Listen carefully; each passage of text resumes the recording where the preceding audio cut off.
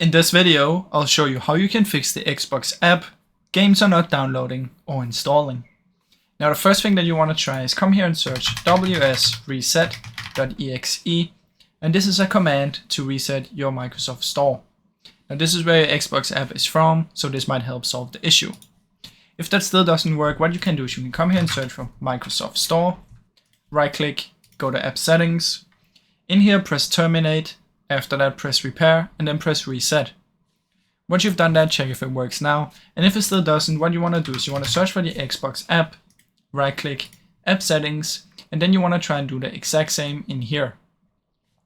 Now once you've done that, if it's still not working, what I suggest you do is you come here and search for Task Manager, go to Details, sort by the name, press anywhere and press X.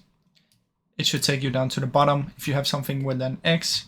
And then you want to make sure that you end task on the Xbox app if you have it opened in here. Now once you've done all of this, just try and restart your PC and then it should hopefully work. Now I really hope you enjoyed this video.